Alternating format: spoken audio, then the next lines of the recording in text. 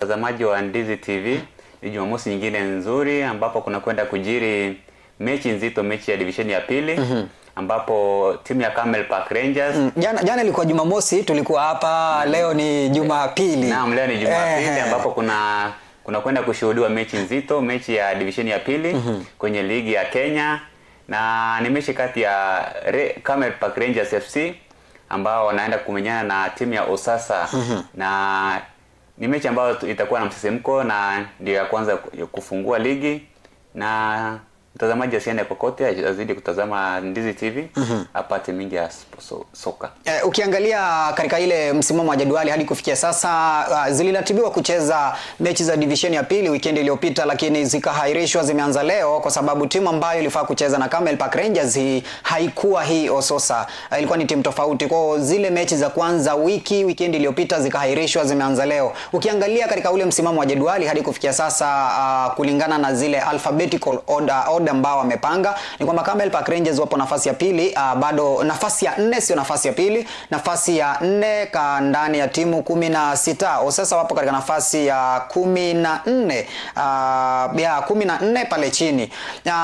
Hii inaonyesha kwamba licha kwamba hakuna mechi ambayo imechezwa, Global Connection wapo katika nafasi ya kwanza katika ule msimamo wa jadwali. Ina maana leo mechi zikianza kuchezwa, kila mtu atakuwa anajipanga pahala pake, na labda kabla tu ya kujipanga mtu kucheza akajipanga pahala pake, ile motisha unadhani labda inaweza ikawa ni convincing kwa upande wa Camel Park Rangers kwamba msimamo umeanza, msimu umeanza, msimu wa 2025-26 sisi hatujacheza lakini tupo nafasi ya 4. Ina maana leo tukicheza huenda tukaingia kileleni kucheza nafasi kucheza na kushika ile nafasi ya kwanza. Wakicheza mechi yao ya ufunguzi, mechi ya pili ya kufunga msimu wa mwaka 2025-25 mechi ya kirafiki kabla ya kuingia msimu wa mwaka 2025-26.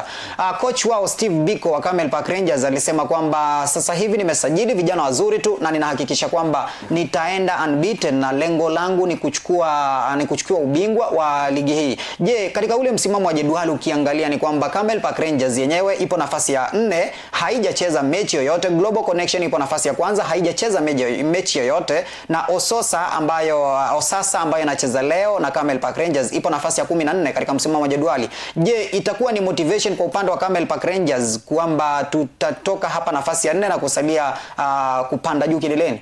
Naam, kama unavyojua Rangers, Camel Park Rangers FC wamejiandaa vizuri na malengo yao yapo juu sana, maana wanatarajia kuchukua ubingwa wa hii ligi na mwaka ujao waingie kwenye division ya kwanza.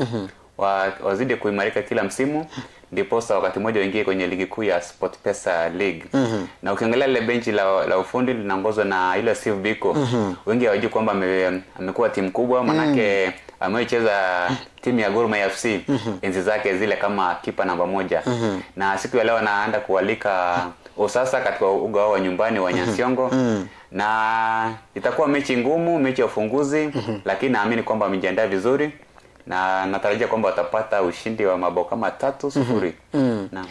Mpiga picha wetu mapema kabla ya mechi hiyo, wachezaji walipowasili pale uwanjani, nimeiona Osasa imewasili na basi moja, ina Scania, basi kubwa tu, na hiyo sasa ni timu moja ambayo inatoka katika county jirani, county ya Homa Bay, na hapa katika, kama sijakosea, ni Karachuonyo ndipo wanapotoka. Ule umbali wa Osasa kutoka kuja na basi, tumeziona siku zote timu ambazo zinatoka mbali zikifika pale hazipendi sana kupoteza, kwamba tumetoka mbali tumejaza basi mafuta na ile capitation, mambo ya financial support, kwamba tukapoteza. Labda wao inaweza ikawa ni support kwa. Ukiangalia katika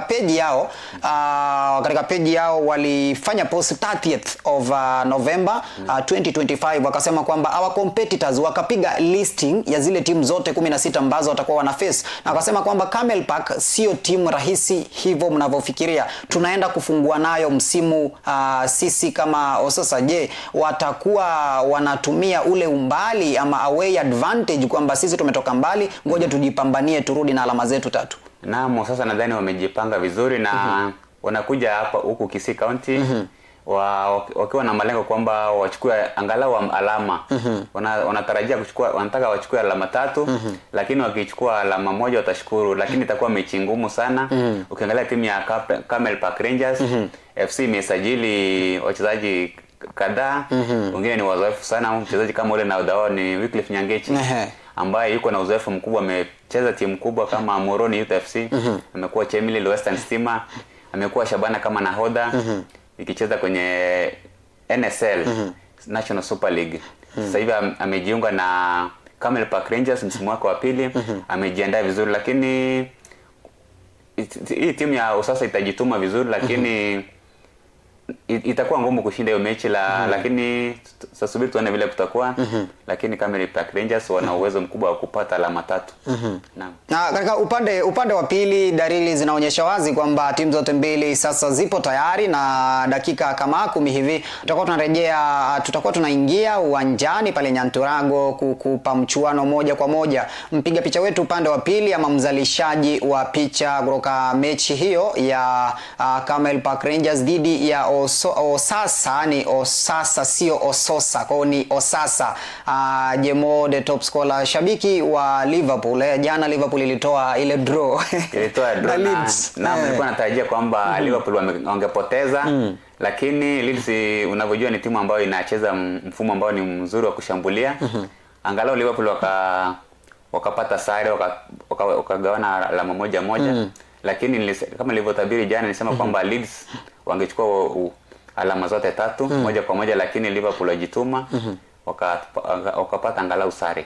Mchezaji wa Camel Park Rangers ambaye mimi namlinganisha na mchezaji Salah pale Liverpool ni kijana jezi nambari 17 mgongoni, ni sajili mpya, amecheza sana, ni sajili mpya, na namuona yule mpiga picha wetu, ni kitu ambacho tutaangalia hapo baadaye, lakini lile kijana ambaye nitakuwa natafuta jina lake limenipotelea kidogo, lakini yule ni kijana ambaye ana uzoefu, amecheza nadhani kwa mara moja, amewahi kucheza katika NSL. Naam, namzungumzia yule maarufu anajulikana kama Maluda. Anacheza ile safu ya ushambulizi pembezoni kushoto. Na anajua kushambulia sana, na ni mchezaji ambaye siku ya leo natarajia kwamba huenda akapiga bao 1 au 2. Katika mchezo ambao ulichezwa dhidi ya Gesusu, mchezo ambao tulikuwa pale kwa ajili ya kupeperusha mchezo wa kirafiki. Mchezaji huyu kwa umaarufu wake Mauluda alifunga magoli 3 licha ya kuwa na akasema kwamba mimi niko tayari kwa msimu huu na kuhakikisha kwamba ninaipambania timu yangu ya Camel Park Rangers. Nia yangu ni kwamba kuisukuma hii Camel Park Rangers ili iweze kucheza katika sio NSL ila katika Kenya Premier League.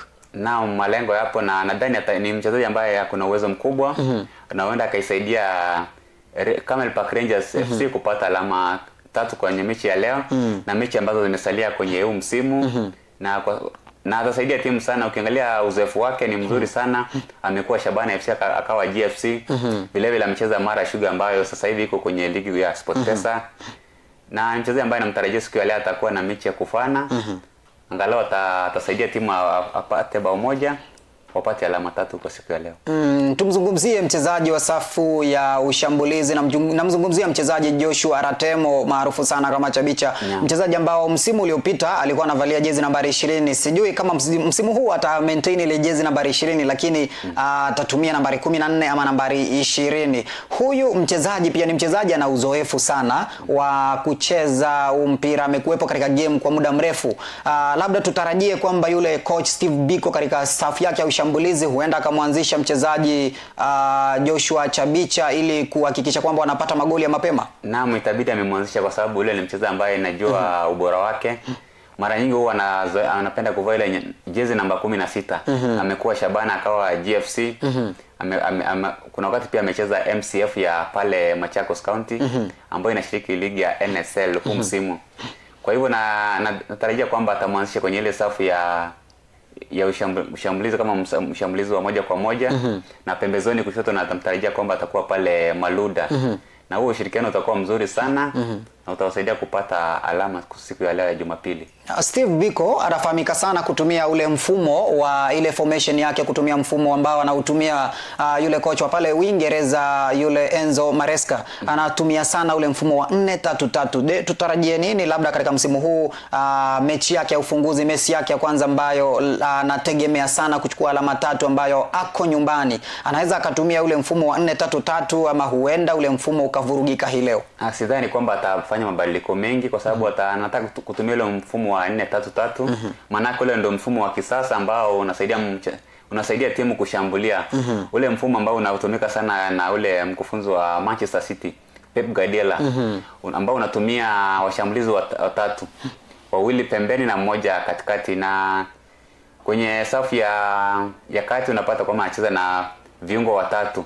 Inausaidia sana wale washambulizi kusonga mbele, na mfumo ambao unaweza zalisha mabao mengi sana siku ikiwa nzuri.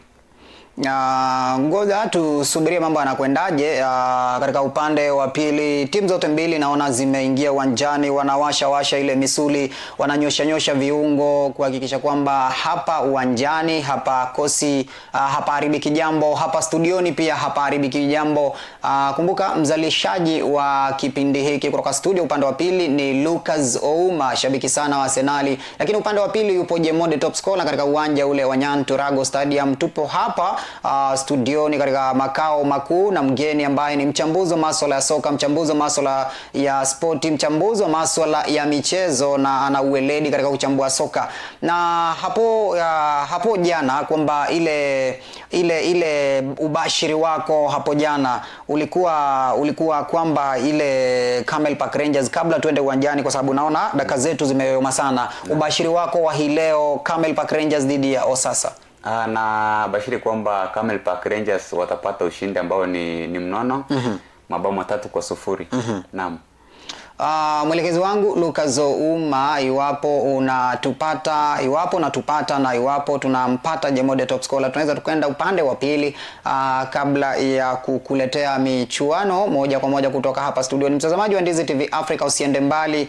Kulingana na chronometer yangu ama saa yangu ya kwenye simu ni kwamba zimesalia kama dakika 2 hivi, alafu mchezo katika uwanja wa Nyantorago Stadium utakuwa unaanza rasmi. Kwa hiyo upande wa pili mtazamaji ama upande wa pili Grand super producer, iwapo unatupata turudishe uwanjani.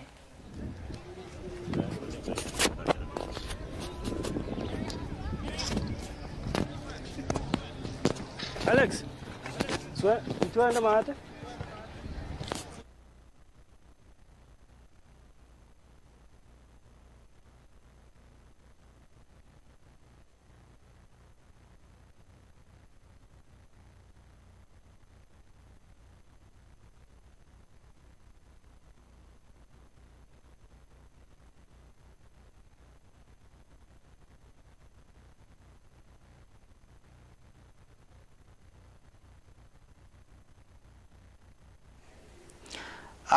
Nafahamishwa kwamba wachezaji wa timu zote mbili wapo uwanjani, wapo tayari kuanza mtanange, lakini kuna mambo 2-3 lazima afanywe ule ukaguzi na ile chini ya FKF. Kumbuka FKF, kuna juzi nilikuwa namuuliza mtu kwamba FIFA ina sheria 27 ambazo kama sijakosea, zile ambavyo the FIFA rules ambazo wanazitumia 27. Nikawa namwambia mtu kama iwapo wewe ni shabiki na mchezaji mzuri, nitajie sheria ya 10 ya mchezo wa FIFA inasemaje. Akawa hangamui hii kwamba hizi sheria, inaonekana wazi kwamba wachezaji wengi, waamuzi huwa hawajui mambo ya hizi sheria, huwa hawajui sana hizi sheria. Waamuzi nadhani wanajua hizo sheria kwa sababu manake sheria zipo wazi kulingana na FIFA, CAF na FKF. Nadhani wanajua hizo sheria zote zipo. Naam.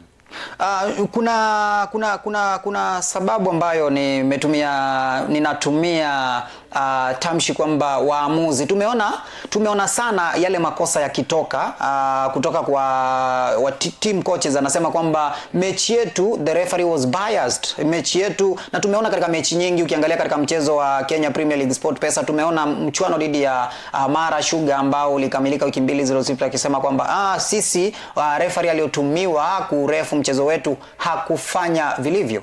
Naam, wengi wamekuwa wakilalamika kuhusu mambo ya uamuzi wa center referees.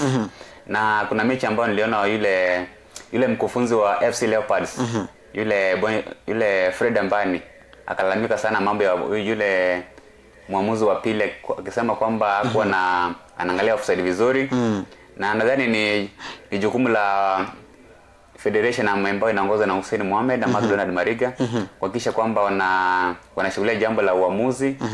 Kama ni refresher training zifanyike, ndipo wale waamuzi waweze kumakinika sana kwenye ile kazi yao, manake wachezaji wanatarajia sana uamuzi huo mzuri, kwa sababu yale maamuzi huenda yakadhiri yale maamuzi moja kwa moja, labda timu ikapoteza pointi ama ikatoka sare. Ndio maana wengi wanalalamika sana, wanataka uamuzi huo wenye hali ya juu.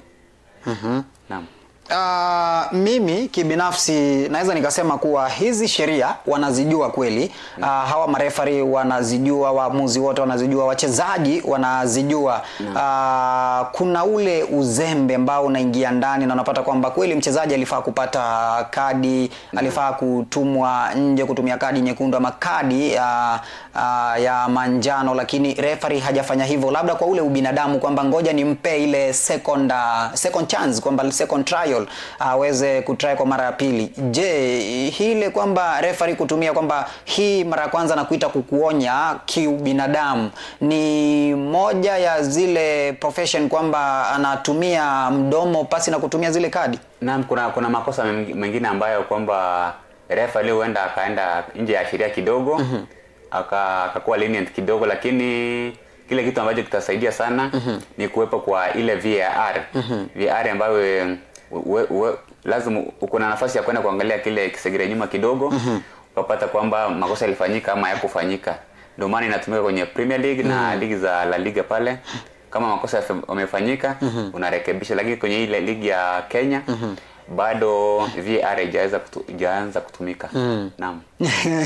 Naona kidogo ule mchezo utakuwa unachelewa. Zimepita zile dakika 45 ambazo alisema kwamba itakuwa inaanza nayo, lakini ukiangalia ni kwamba wale waamuzi wanaingia uwanjani na mchezo unaonyesha wazi kwamba mchezo utakuwa unaanza. Dalili zozote zile zinaonyesha, mtazamaji akiangalia, akitazama nyuma yetu ni kwamba wale timu ya Camel Park Rangers imepiga jezi yao ina weupe. Wanasema siku zote wanaume huwa sisi ni color blind.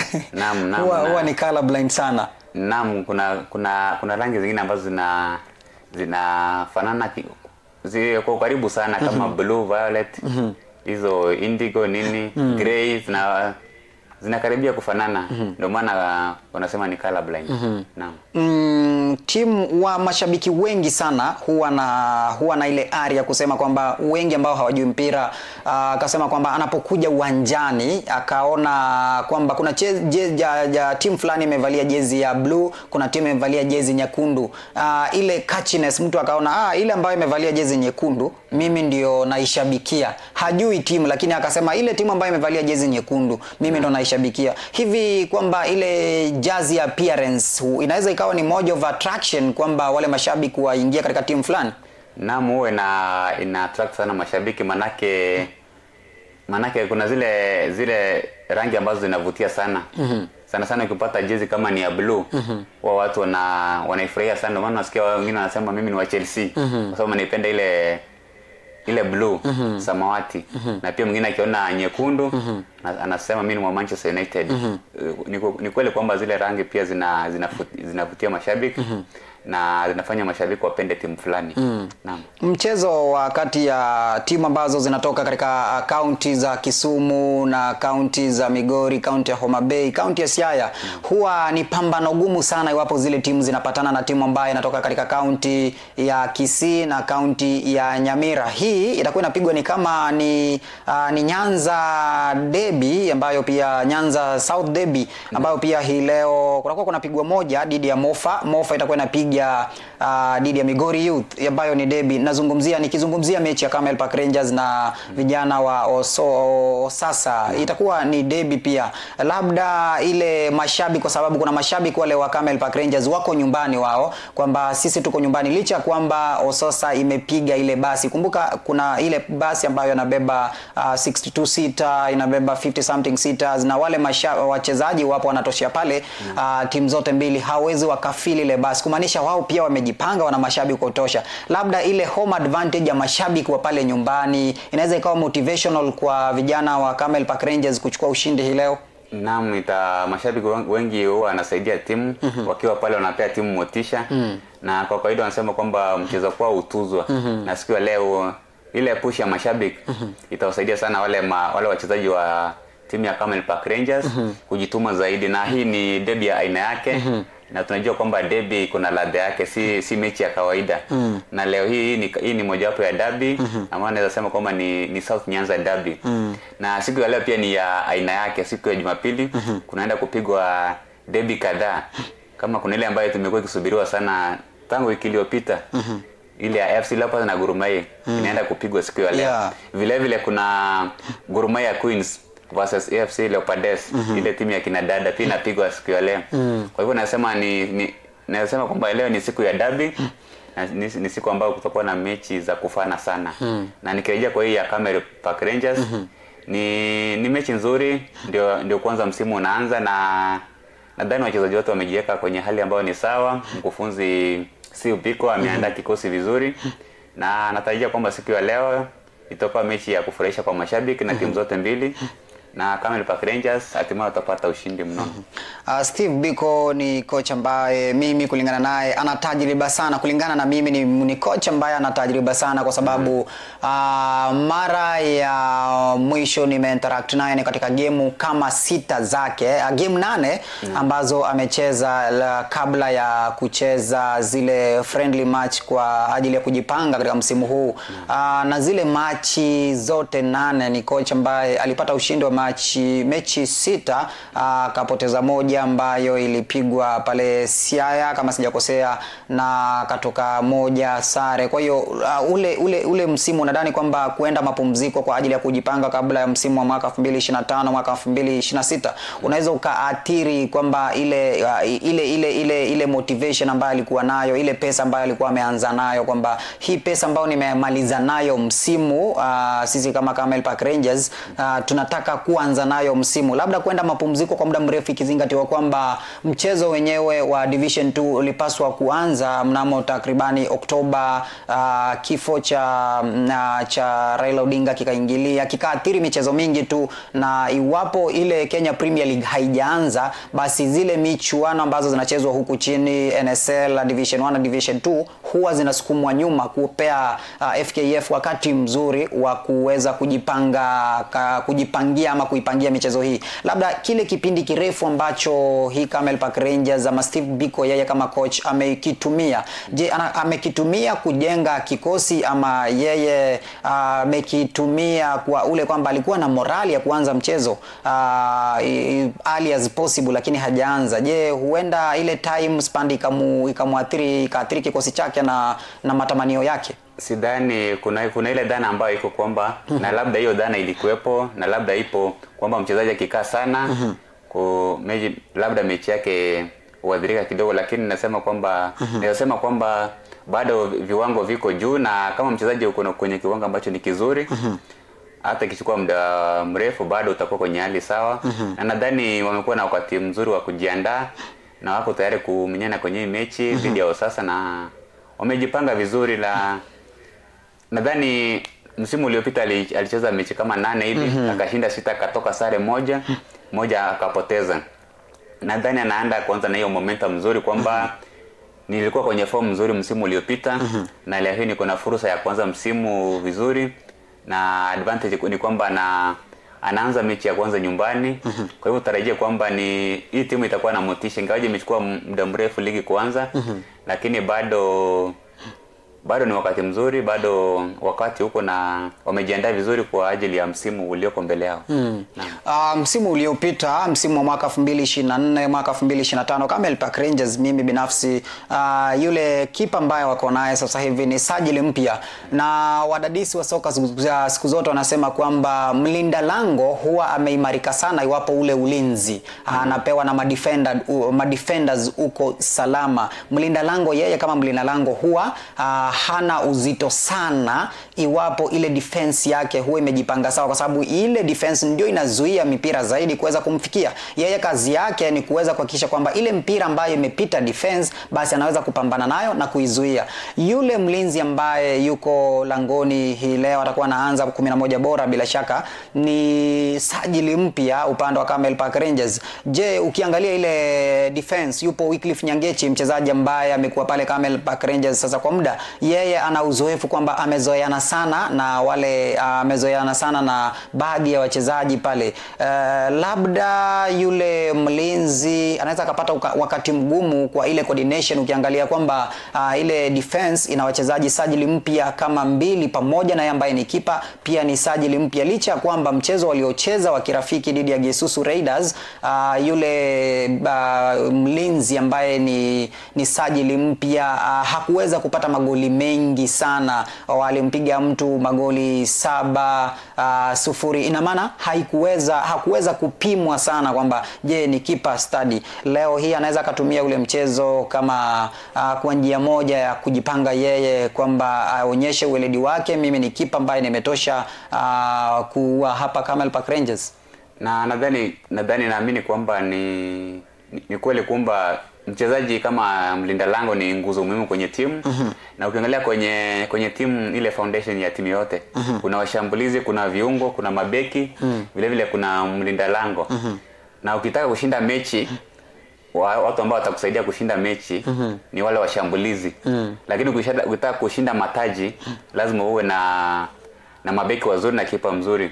Nataka kuangalia ile ligi ya Uingereza. Kuna wakati ambapo Liverpool ilikuwa ikisuasua sana. Ilikuwa na wachezaji wazuri sana kama Ricky Lambert, akina Sturridge, lakini baada ya kumnunua yule mlinzi kutoka Southampton, Virgil van Dijk, akaja pale akawa na mfumo mzuri sana, na akawasaidia kushinda mataji, akashinda ligi ya mabingwa, akashinda ligi, na wakakuwa na mafanikio makubwa. Kwa hivyo naweza sema kwamba mabeki wanakusaidia kushinda ligi, mataji, na pia kukusongeza kwenye level nyingine. Lakini ukisajili washambulizi peke yao watakupatia ushindi kwa mechi kadhaa. Kwa hivyo mlinda lango na mabeki ni muhimu sana, wanakusaidia kushinda mataji. Na nadhani msimu huu Camel Park Rangers wanataka kushinda taji la Division 2, wapande kwenye division ya kwanza, na NSL hivyo wakisonga. Naam. Hivyo kusajili labda kusajili kipa mgeni, ukasajili benchi la beki, ukasajili angalau wachezaji wawili katikati ya uwanja, the midfielders, ukasajili pia ile striking force yao, ukaongeza nguvu. Hakuna athari yoyote kwa timu? Hakuna athari sana, lakini mahali ukitaka kupata mafanikio zaidi, lazima uwe na mabeki wakati wawili ambao ni mabeki visiki, na pia mlinda lango mzuri kama ule wa Liverpool, Alisson Becker. Baada ya Alisson Becker kuingia, wakaanza tena kushinda mataji. Na ukiangalia timu yote ambayo inashinda mataji lazima iwe na kipa mzuri na wale mabeki wazuri. Kama timu ya Chelsea ikawa na Peter Cech, Alisson akaingia Liverpool. Vile vile Manchester City kwa msajili Ederson. Sasa hivi kuna ule Gigi Donnarumma. Naam. Tusubiri tuone mambo yatakavyokuwa. Ndo ubashiri wake ama ndio maneno yake kwamba usajili wa kusajili mchezaji mgeni, haswa safu ya ulinzi, haiwezi kuathiri vyovyote vile ama kivyo vyote vile timu yoyote. Lakini amesema kwamba timu lazima iwe na viungo wakabaji, nazungumzia wale the midfielders, lazima wawe imara. Na hii inanipeleka kwa mchezaji ambaye ukiangalia baada ya kupewa kadi nyekundu, mchezaji Mose Caicedo pale Chelsea, mambo hajakuwa mazuri. Angalia mchezo wa hapo jana, haukuwa mchezo mzuri sana. Je, pia hii defense kwa njia moja au nyingine naweza nikakubaliana nawe kwamba ile midfield lazima iwe na ugumu kidogo, ama lazima iwe strong.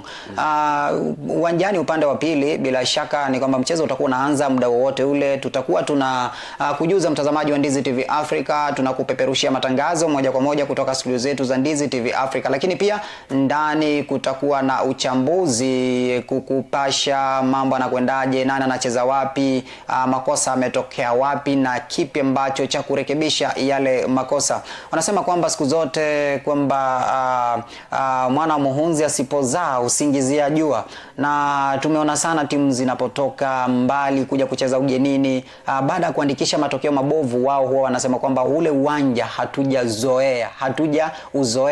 Timu ya nyumbani inapopoteza inasema kwamba tumekubali kushindwa licha kwamba tulikuwa nyumbani, we have fought for the match today. Labda mimi ile kwamba hawa tuko nyumbani, sisi tuko nyumbani, wale wako away, kwamba Camel Park iko nyumbani na Ososa iko away. Ile away yao, unaangalia timu nyingi kwamba timu mfano Arsenal imeanza kufunga sana, mechi zao nyingi imepata ushindi ikiwa away, na huwa inachukua ule ubingwa licha ya kwamba mechi ya hapo jana ambao walikuwa pale Villa waliweza kupoteza. Kile ambacho mimi ningekisema kwamba hawa mashabiki ambao wanafika uwanjani, kwamba tumeona mechi nyingi mashabiki wanafika uwanjani na mabango, wanafika uwanjani na bendera, wanasema kwamba labda ile motivation ambayo mchezaji anaipata iwapo anaona jina lake, yule shabiki ameandika jina lake katika jezi, ameandika jina lake katika bango, ameandika jina lake katika njia yoyote ile, kwamba unapopita pale na mpira unaona jina lako limechapishwa katika bango, huwa ni njia moja motivation, ama kuona zile bendera zinapepea kwamba Camel Park Rangers ina bendera zao zinapepea pale uwanjani na nzizo nyingi, huwa ni njia moja kumotivate mchezaji. Naam, mashabiki kwa kila wakati ni kwamba kuna wachezaji na pia mchezaji ambaye ni wa 12 ambaye pia ni muhimu zaidi ni shabiki, kwa sababu shabiki akishabikia timu sana na pia anakuwa na ufuatilianaji mzuri, anasukuma timu kwenye level nyingine na inasaidia timu kujulikana, na vile vile anawapa wachezaji motisha ujituma zaidi na kupata ushindi, kwa sababu hata ikifika dakika 80 bado umepigwa bao moja, mashabiki waweza kukusaidia na ukapata mabao mawili, ukachukua ushindi. Kwa hivyo niseme kwamba shabiki ni mtu wa maana kwenye timu na anasaidia kupush timu kwenye level nyingine. Ukiangalia timu nyingi ambazo ziko na mashabiki wengi ndizo zimesaidia timu kusonga kwenye level nyingine na kupata mafanikio. Manchester United ina mashabiki wengi. Naam. Manchester United ina mashabiki wengi, lakini siku zote huwa ukiangalia yale matokeo ambayo wanaandikisha sio mazuri. Si mazuri kwa sababu labda wamekuwa wakibadilisha makocha wengi, labda wakibadilisha wale makocha, ile system ya wachezaji, system ambayo ya mwalimu anakuja nayo, labda inawakanganya kidogo wale wachezaji, na pia kila mkufunzi anakuja na sajili zake, kwa sababu baada ya Sir Alex Ferguson kutumikia Manchester zaidi ya miongo miwili, akastaafu, kisha baadaye wamesajili makocha kama 5-6 hivi. Kwa kwanza akaingia pale Moyes, akumaliza msimu akadondoshwa. Vile vile akakuja Louis van Gaal, pia kuwa na matokeo mazuri. Unapata kwamba inachanganya wachezaji sana. Pia Jose Mourinho alikuja pale, hakuweza. Ralf Rangnick akakuja pale, hakuwa na mafanikio sana, lakini yule ambaye alikuwa na mafanikio ambayo tunasema ni mazuri kidogo ni yule Ole Gunnar Solskjaer, ambaye pia amewahi kuwa mchezaji wa Manchester United. Kwa hivyo kinachoadhiri Manchester United ni kwamba wanabadili wakufunzi sana, na labda hawajapata wale wachezaji ambao ni type ambayo manager anahitaji.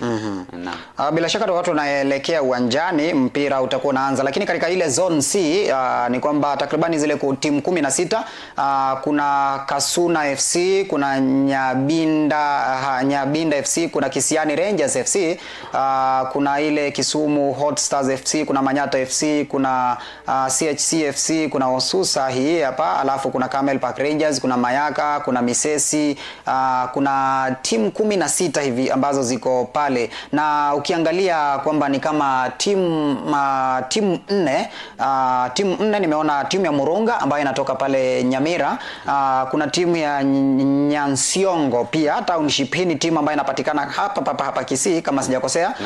Kuna Misesi ambayo inapatikana hapa Kisii, kuna Mayaka pia ambayo lazima itakuwa inapatikana hapa Kisii, kuna Camel Park Rangers ambayo inapatikana hapa Kisii. Kwa kuna timu takribani 5 ambazo zinatoka hapa katika udongo wa Kisii, zipo zinashiriki katika ligi ya division ya pili, ile zone cha.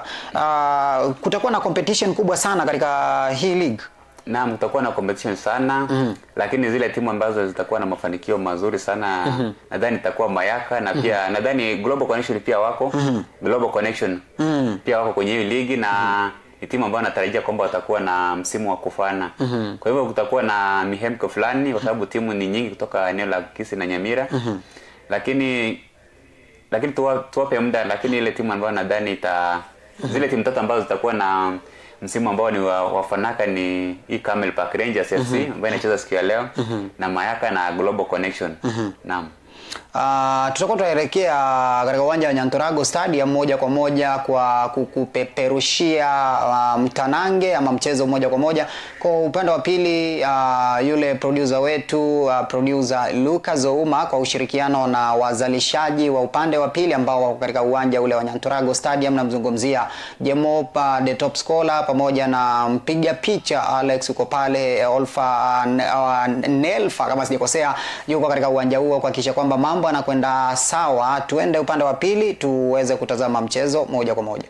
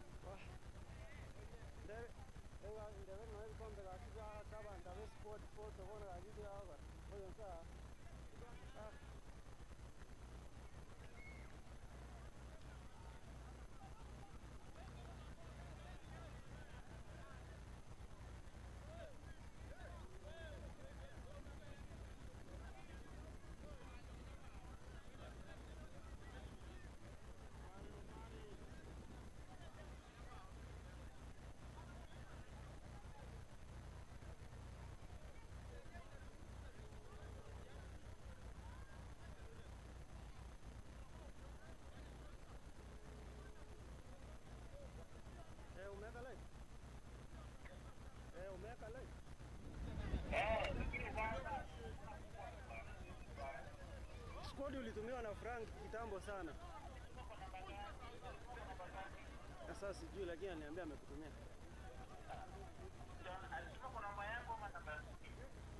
lakini alikutumia. Sasa unajua kwa mbali na nilimwambia akakutumia kitambo. Umeweka live kwa channel gani? Nimeweka YouTube. Yeah? Oh, sawa. Frank. Awade atomoto mere Discord. Ye namba ye kamba dero? Alafu unya ko ligiri buli kirara to kembra tro chiaje. Jeba kanali mokeli ane kuru nyamba nabe kagesi nyo. Kwa namba ya studio.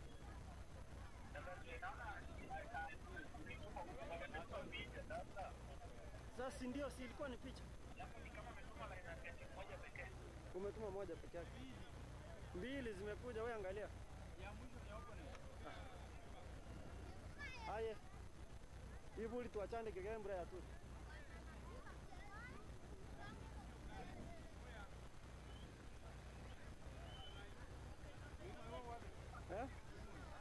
Lucas. Rivuli ndole.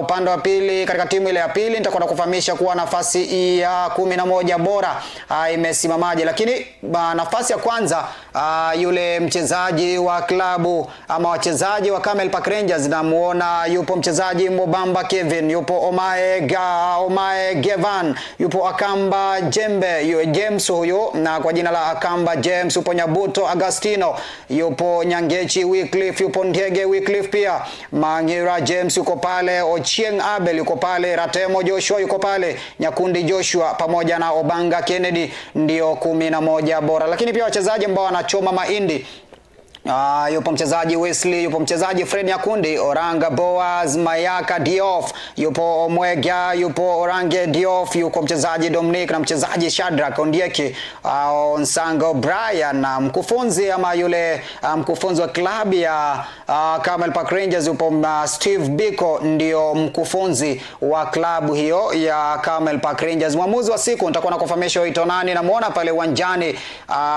na muitanana na waita wale wachezaji wa Osasa, yule mwamuzi wa katikati ya uwanja anawaita atakuwa anawaambiaje, lakini katika upande wao imesimamaje 11 bora. Upande wa timu hii ya Osasa yupo Oburu Charles, yupo Bernard Okelo, yupo Adara Joseph, Moseti Brian, Jared Moses, Onyango Tony, Okech Pascal, yupo nani Ochiengi Felix, Masiaga Fontine, yupo Okumu Joseph na mchezaji Zeki Felix ambaye amevalia jezi nambari 14 mgongoni. Wachezaji wa kuchoma mahindi yupo mchezaji Otieno Alfred, yupo Otieno Calvin Sodero Victor na Ongwenyi Zakari. Coach anaitwa Klopp Dante, ndiyo coach wa ile timu ya Osasa.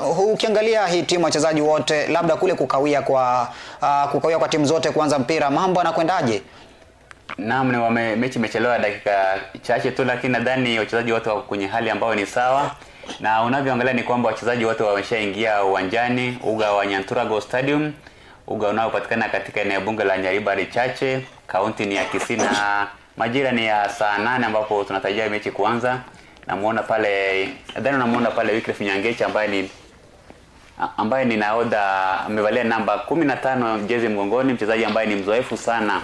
Na pia nimeona yule mshambulizi ambaye ni hatari sana, Joshua Ratemo maarufu kama Chabicha, ambaye amevalia jezi namba 16. Kwa taswira ya huyo mchezaji wa Camel Park Rangers nambari 16 ambaye ni Joshua Chabicha, amekuwa na mwendelezo mzuri sana wa kufunga mabao, na siku ya leo natarajia kwamba huenda akawapa uongozi wa mapema, labda kipindi cha kwanza, na mchezaji ambaye ni wa viwango, mchezaji ambaye anaweza kuchukua mchezaji ambaye ni opponent moja kwa moja, na siku ya leo natarajia kwamba atapata bao moja ama mbili. Na hiki kikosi cha Camel Park Rangers kinaongozwa na yule mkufunzi Steve Biko ambaye ni mzoefu sana, enzi zake akawa ni mlinda lango wa timu ya Gor Mahia FC ambao sasa hivi na shiriki ligi ya SportPesa League, na siku ya leo kuna derby kubwa sana kucheza na AFC Leopards katika uga wa Kasarani. Na nadhani unaangalia hiyo mechi, yuko karibu na kile kiduara cha katikati, na anamuona ni jezi namba 16 Joshua Ratemo maarufu kama Chabicha, na mechi imesha nanga na mtanange umeshaanza, na timu zote mbili zimeanza kwa hali ambayo ni nzuri sana. Sasa hivi yule ambaye kuna huu mpira ni yule kipa wa timu ya Osasa FC, na anakaribia kuanza pale, piga juu ndefu na kwenda katikati kwake mchezaji wa inatoka nje na inakuwa ndefu, na kuna mchezaji ambaye ameenda chini, na refa anakimbia pale kumwangalia mambo yanakuwa kwaje. Na nikupe taswira tu mechi inavyoanza sasa hivi, na kuna mchezaji pale ambaye anaenda kupiga mpira, advantage ya Camel Park Rangers FC, napiga ndefu kule natoka nje. Na nadhani hii ni mechi ambayo inasubiriwa sana na mashabiki siku ya leo, kwamba ni mechi ya ufunguzi wa ligi ya division ya pili, ambapo tunatarajia kwamba itakuwa na mechi ya msisimko mkubwa sana. Anaanza pale mchezaji wa Osasa, piga juu ndefu, najibiwa mchezaji wa Camel Park Rangers. Baada ya kwamba hajatulia kwake, mchezaji wa Camel Park Rangers ananyang'anywa, anazidiwa maarifa, nachukua pale Osasa, piga ndefu, inanyang'anywa. Chukua namba 6 wa Camel Park Rangers, kwake Joshua Ratemo Chabicha, anakwenda kule kizaza ndani ya kisanduku, inanyang'anywa, nazidiwa maarifa. Chukuliwa tena na mchezaji wa Osasa, zunguka 1-2, rudisha kwa beki mwingine pale, rudisha katikati, piga juu ndefu, chukuliwa na mchezaji wa Camel Park Rangers, inajibiwa katikati ya uwanja. Bado Camel Park Rangers anakwenda kwenye safu ya ushambulizi pale pembezoni ni kushoto, kusonga pele natoka nje. Mwamuzi ambaye ni referee wa siku ya leo anasema kwamba anza upya hapo. Nakwenda kule mchezaji wa timu ya Osasa ndio anataka kuanza, piga ndefu pale, songa mbele, na nadhani bado mchezo hujatulia, ndio mchezo unaanza chini ya dakika 5. Anachukua pale kipa wa timu ya Camel Park Rangers, anaanza na beki wa kushoto pale, ndio anazunguka, piga ndefu, kimtafuta Joshua Ratemo maarufu kama Chabicha, nakosa kumakinika, inakwenda upande mwingine. Nachukua Osasa, zunguka moja, regesha nyuma, napiga katikati, inachukuliwa na Camel Park Rangers. Chukua jezi namba 8, zunguka 1-2, na badilisha mitabendi kwa safu ya shambulizi pembezoni kulia, anapiga ndefu kule kimtafuta mwenzake, anakosa. Anaanza upya tena timu ya Osasa. Ndio anaanza pale Osasa, bado ngome inakaribia kutoka nje, baada napata foul pale, na wale refa anasema kwa anapuliza kipena kusema kwamba wanaenda kuanza timu ya Osasa. Bado ndio wanataka kuanza. Na baada mchezo utetulia, na nadhani kwamba ni mechi ambayo itakuwa mechi ngumu kwa timu zote mbili, kwa manake ndio kwanza hawajapata ile form. Ndio mchezo wa kwanza siku ya leo. Anaanza pale kipa wa timu ya Camel Park Rangers, narusha mbele pale kumtafuta yule Joshua Ratemo, anachukua ngoma anazungusha, anapoteza, inatoka nje, kipenga kinapulizwa. Na nikukumbusha kwamba ni mechi ambayo tunashuhudia ya kwanza mchana wa leo siku ya Jumapili, mechi baina ya Camel Park Rangers wakivaana na timu ya Osasa ambayo inatoka eneo la Kenboy kule, ambao ni mechi ya ufunguzi kabisa. Mechi inaenda ambayo imeanza dakika 5 zilizopita.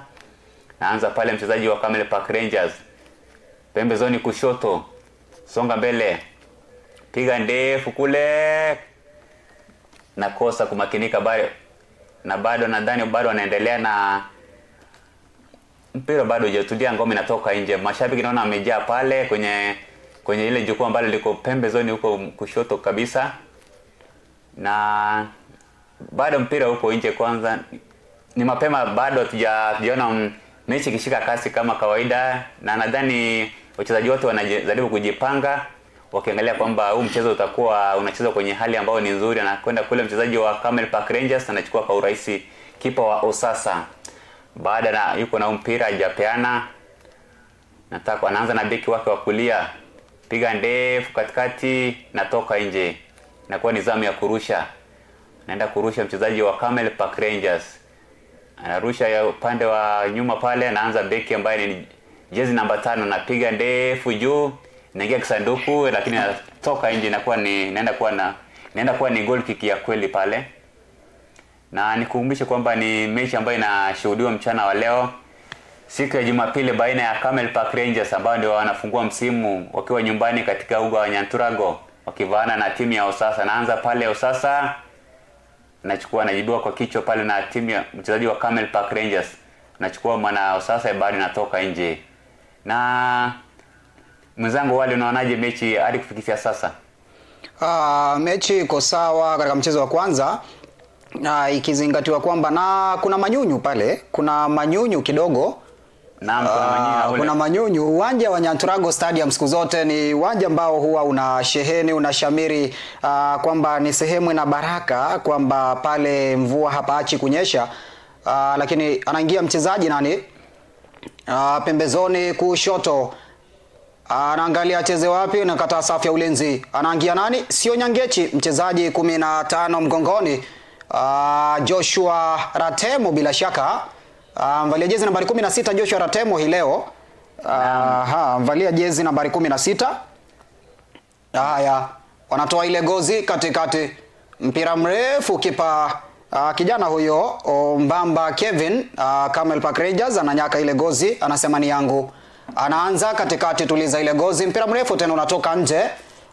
Kimbila kijana jezi nambari 16 mgongoni, lakini yule mchezaji Hukumu Joseph jezi nambari 6 mgongoni, mchezaji yule wa Osasa, anasema wangu. Mashabiki pale, kuna shabiki amejipanga pale na kiti tayari, anasema mimi sinyeshewi mpaka nikamilishe mchezo hapa. Gusa za Arsenali, jazi ni nyeupe, sawia na jazi ya Tottenham Hotspur.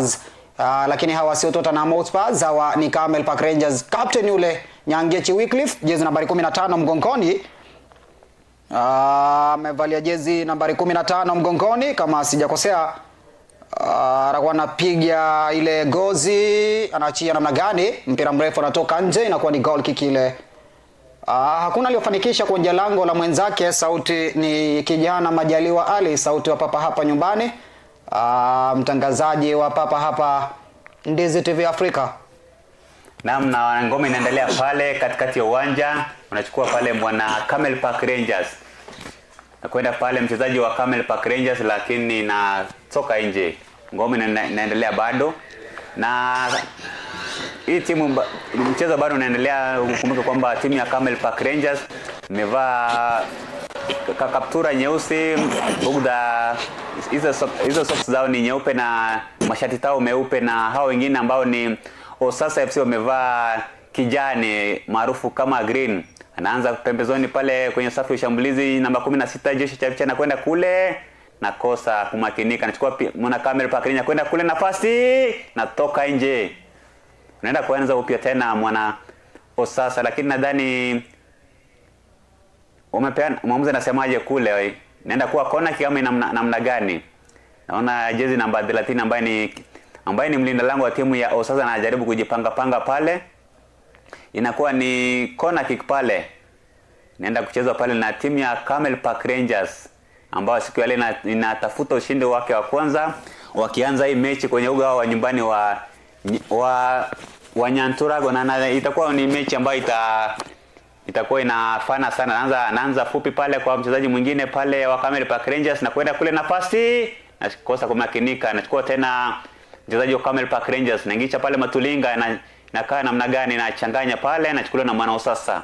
Anaanza safu ya pembezoni kushoto, anaanza tena kwenye beki mwenzake wa katikati, chukua mchezaji mwingine hapo wa Osasa, na kwenye safu ya ushambulizi pale pembezoni kushoto na nyanganya yule nahodha wa Camel Park Rangers Wycliffe Nyangechi, jezi namba 15. Mwamuzi anasemaje? Sema ni kabu kwa upande wa Osasa FC. Naanza pale goal kick. Samani anaanza pale free kick, jezi namba 16 wa Osasa. Na itakuwa ni mechi ambayo Monosa pia nakuja ugenini akijaribu kujituma zaidi ili apate alama 3, lakini itakuwa ni mechi ngumu, tuone mambo yatakuwaje. Unajipanga pale ukuta timu ya Camel Park Rangers. Naona kuna wachezaji wawili na wengine wanasonga kwenye kisanduku na kwenda kule, nafasi 12 kule natolewa nje na natolewa kwenye katikati na kichwa. Mashambulizi yanaanza pale. Piga ndefu kule, inakuaje? Natoka nje. Naanza kuanza pia na timu ya Camel Park Rangers. Bado ngoma haijatulia. Nakaribia kwenye mpira ni kipa wa Camel Park Rangers. Anaanza fupi na beki mwenzake hapa, namuona hapo beki namba 15 wa Camel Park Rangers Wycliffe Nyangechi. Yalibu kuwapanga wachezaji wenzake kwamba songa mbele, cheza mchezo ambao ni mzuri sana. Chukuliwa na kipa wa Osasa, anaanza fupi pale kwa beki upande wa kulia pale. Ngoma bado inaendelea. Inakuwa mambo yanakwaje? Bado ngoma haijatulia. Naanza upya pale. Camel Park Rangers inajibiwa kwa kichwa kati ya uwanja. Chukua mwana Camel Park Rangers, zungusha 1-2, zungusha na songa namba 8 pale. Peana mwenzake pale kwenye ile safu ya kushoto. Naanza upya, analeta Matulinga pale. Na kuaje, inachukuliwa na Joshua Chavicha. Kosa kumakinika kidogo, inatoka nje. Anasemaje, inakuwa kona ama namna gani? Inakuwa kona namna gani, tuone anasemaje. Inakuwa ni goal kick, inakuwa ni goal kick ile. Inakuwa ni goal kick ile. Yupo center referee ni Cosmas, anaitwa Cosmas Nyangechi huyo. Center referee ni sio Cosmas Nyangechi, ni Nathan. Center referee ni Nathan, sio Cosmas. Huyu ni match commissioner ile. Yule ambaye anatumiwa kama VR.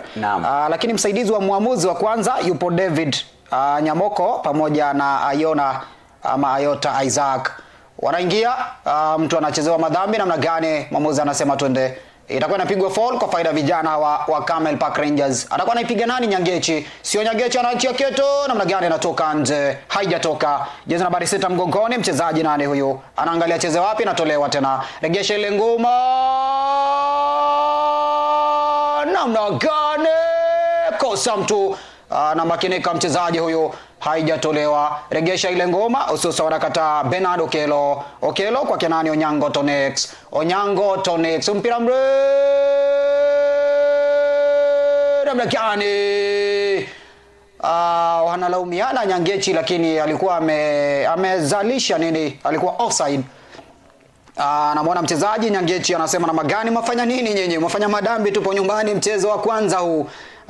Yule kipa Obamba Kevin anasema namna gani, lakini Nyangecha anamwambia tuliza boli twende.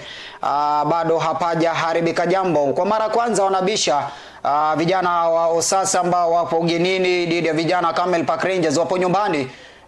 Anzisha cheza na nani? Nyangechi.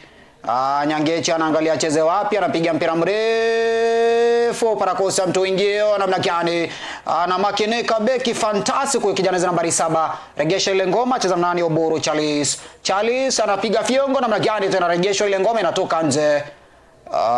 Inakuwa ni namna gani tu, subiri tuone. Itakuwa ni kona kwa faida mchezaji ama wachezaji wa Camel Park Rangers. Kwa mara kwanza kama unajiunga nasi, hii ni Daisy TV Africa. Ukiangalia manyunyu upande wa pili kuna nyesha kule.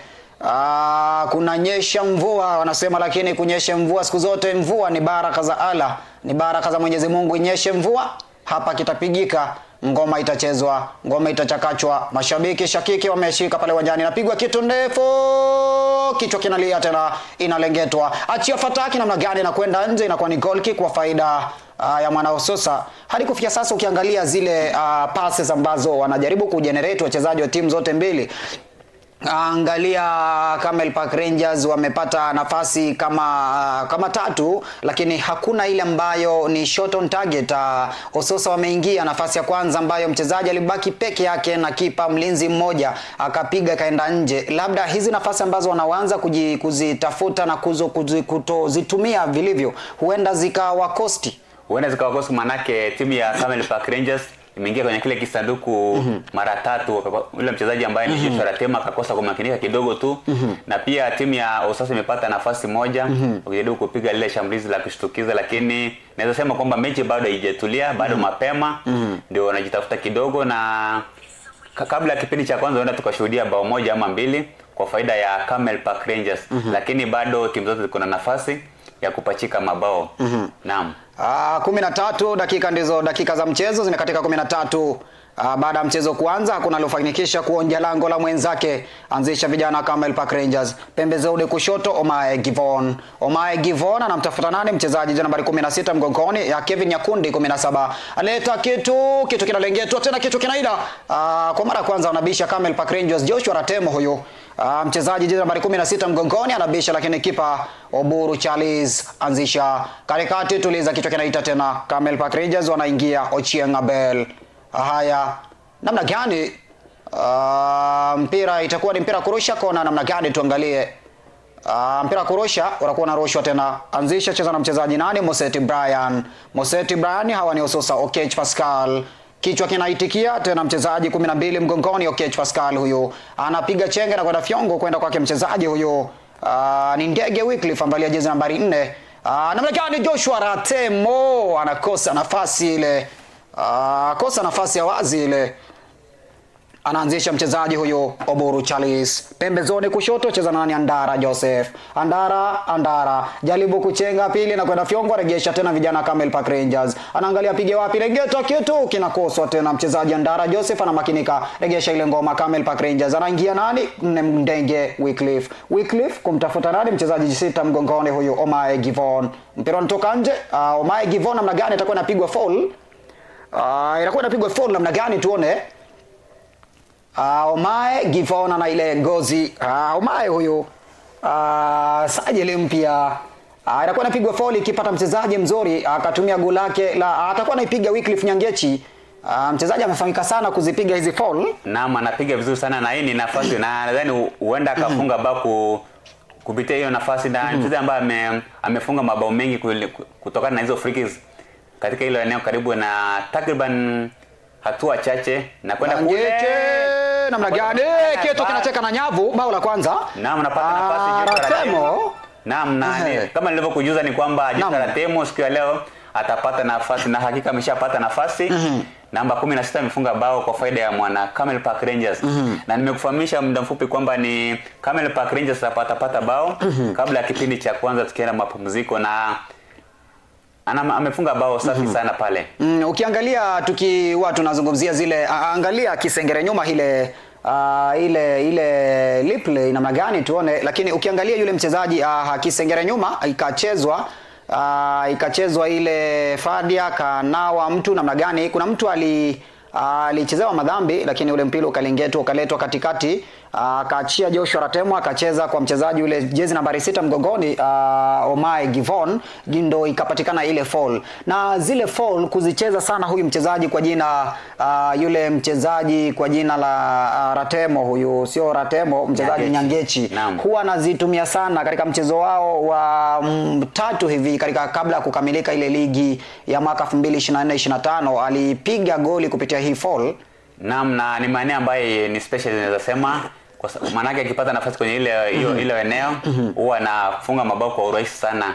Na ingekuwa ni upande wa kushoto labda angepiga moja kwa moja hadi kwenye zile kamba. Na kwa faida ya Camel Park Rangers tunachukua uongozi wa mapema kabla ya kipindi cha kwanza. Kwa hivyo tutarajia kwamba kuna bao lingine ambalo litashuhudiwa. Huenda tukashuhudia mabao mengi na kwa faida ya mwana Camel Park Rangers. Anaanza pale Nyangechi namba 15. Zungusha moja pale, anataka kupiga ndefu kule, kimtafuta Joshua Ratemo, lakini inakuaje? Natoka bari hajatoka kwake jezi namba 6 pale Givon. Piga ndefu pale namba 17. Piga kule ndefu kule, nafasi na kosa kumakinika, inatoka nje. Naenda kuanza pia wanaanza upya mwana Osasa. Inakuaje pale? Nachukua mmoja cheza kwenda pale na Josh. Kisegera nyuma kinaonyesha mambo yanakuaje. Naanza pale Nyangechi kwake namba 5 ambao ni Augustine. Nachukuliwa na mwana Camel Park Rangers kwenye safu ya kushoto pale, napiga ndefu kumtafuta yule Joshua, lakini kipa wa Osasa ambaye ni Oburu Charles anachukua mpira, anasema hii ni kazi rahisi, napiga ndefu kule na inajibiwa kwa kichwa na katikati na mwana Camel Park Rangers namba 6 Omae Givon. Jaribu kupenduka pale kumtafuta nafasi na nyang'anyo na zidiwa maarifa. Piga ndefu kule mwana Osasa na kuaje natoka nje. Haya. Kipindi cha kwanza kama ndio unajiunga nasi tutakuwa tunakwambia pia matokeo mengine yanaendaje. Leo kulifaa ukiangalia katika zile status za watu wamesubiria sana ile mvua, lakini mchezo wa Camel Park Rangers dhidi ya Ososa umekuwa ni mchezo ambao umeleta zile mvua. Sasa hivi katika status za watu wanaweka kunanyesha, ambao wako pale katika uwanja wa Nyanturago. Naona status za watu wanasema kunanyesha huku, lakini kumetulia. Mvua ile manyunyu yamepungua. Ukiangalia wale mashabiki wameanza kwa kurejea uwanjani kwa mbali, wameanza kurejea uwanjani. Anaingia namna gani hatari? Ratemo namna gani anatoka nje? Ratemo Joshua, mchezaji huyu mvalia jezi nambari 16 mgongoni, mchezaji wa Camel Park Rangers huyu. Ana umaarufu sana huyu mchezaji, ana uweledi katika kucheza. Lakini ndo kama hivyo, kama unajiunga nasi kupitia mitandao ya kijamii unaweza ukatufollow, ukacomment, ukashare. Pale kando kuna bango limeandikwa Camel Park Training College, mpiga picha akionyesha Camel Park Training College. Kwa mbali Camel Park Training College ile. Anasema ni chuo kile, ni chuo anuai, machuo cha kiufundi ambacho kinapeana mafunzo mbalimbali, mafunzo ya kielimu. Haya, wale mashabiki wameanza kurejea uwanjani. Kuna mashabiki kwenye mabango pale wameanza kurejea uwanjani. Itakuwa inalengetwa kona, mpira kurusha, tusubiri tuone. Legesha ile ngoma, analeta Givon kwake nani, mchezaji nne mgongoni, anakwenda kwa jina lani Ndege Wycliffe. Mpira unatoka namna gani? Mpira unatoka nje, haujatoka. Siku zote kukinyesha yale mawimbi huwa mawimbi yanasumbua sana, na siku zote wanasema kwamba wale wachezaji ambao ama wale wanafunzi ambao walifanya somo la fizikia wanajua sana the effect of these waves, mbona waves zinaletwa sana. Lakini katika uwanja wa Nyanturago kama unajiunga nasi ni kwamba Camel Park Rangers inaongoza goli moja dhidi ya vijana wa Ososa kutoka kaunti ya Homa Bay ama pale Kendu. Karachuonyo kama sijakosea. Mwamuzi wakati kati uwanja mchezaji Nathan, mwamuzi yule anasema namna gani? Namuona namna gani, anasemaje yule mwamuzi wakati kati uwanja? Nathan ananyanyua mkono, utakuwa ni mpira kurusha. Haya, utakuwa ni mpira kurushwa. Zidi kusema nasi kupitia mitandao ya kijamii. Wacha itambe anasema nani huyo? Sema nasi kupitia mitandao ya kijamii Ndizi TV Africa, tuma ujumbe alafu tutakuwa tunausoma nyuma bomba. Yupo kijana hapa nyumbani, kijana Ndizi TV Africa. Ali Majaliwa ndo jina langu, ndivyo wanavyoniita viwanjani siku zote. Kazi yangu kuhakikisha kwamba napeperusha matangazo na unapata kwa njia mbashara, kwa njia ambayo inakuwa ni goal kick ile kwa faida vijana au sosa. Kipa yule mchezaji Oburu Charles na jina la seneta huyu, na jina la seneta wa Siaya, seneta Oburu Odinga ama seneta Oginga. Jina lake ni Oburu. Tuliza anzisha vijana wa sosa na ni mchezaji Misoti Brian cheza na nani? Okech Pascal jaribu kuzungusha mtu wa kwanza, mtu wa pili na kataa. Namna gani apata ikabu? Para ikabu vijana hawa wa sosa wanapata ikabu. Kuna yule mchezaji Pascal aliweza kuatuliwa, lakini mwamuzi anasema namna gani itakuwa ni ikabu ile kwa faida. Atakuwa anaipiga nani? Mchezaji Andara Joseph anaipiga juu kwa juu. Andara lengeta kitu kinaletwa katikati, inakwenda kwa nani? Mchezaji 17 mgongoni Joseph Nyakundi kinaletwa tena na magani chini kwa chini kumtafuta nani? Mchezaji huyo Omae Givon anakosa mahala pake, lakini namna gani ngome inaletwa katikati ya uwanja. Mega ile pasi kumtafuta nani? Omae Givon. Omae cheza na nani? Ratemo. Mchezaji nambari 6 namna gani huyo? Captain Fantastic kijana nambari 15 mgongoni Nyangechi Wycliffe. Zuiliwa anaingia vijana wa sosa Jares Moses huyo. Kijana Onyango Tonex. Mpira unatoka nje. Unakuwa ni mpira kurusha ule. Mpira kurusha namna gani tuone? Mpiga picha ambaye yupo katika ule uwanja wa Nyanturago. Yupo Alex Mohare yuko pale. Kwa ushirikiano na James the top scholar kuhakikisha kwamba mambo yanakwenda sawa na tunakuletea mtanange moja kwa moja kutoka studio zetu za Ndizi TV Africa makao makuu. Nipo na mchambuzi wa soka yuko hapa. Ukiangalia ile pesa ambayo wanatembea nayo vijana wa Camel Park Rangers, labda baada ya kupigwa lile goli, vijana wa Sosa wameanza kujikakamua sana, wanakuja kwa ndani sana. Labda iwapo safu ya ulinzi ukiangalia yule mchezaji ambaye ni captain yupo anaongoza ile safu ya ulinzi, jezi nambari 15 mgongoni, namzungumzia Wycliffe Nyangechi. Kuna kosa lilitokea pale kwa mara ya kwanza, kwa mara ya pili. Je, ile pressure iwapo wataendelea kusukuma ile pressure vijana safu ya ushambulizi upande wa Sosa, huenda wakapata bao kabla kipindi cha kwanza kuisha, huenda tukashuhudia mambo kuwa moja kwa faida ya timu zote mbili. Nafasi ipo lakini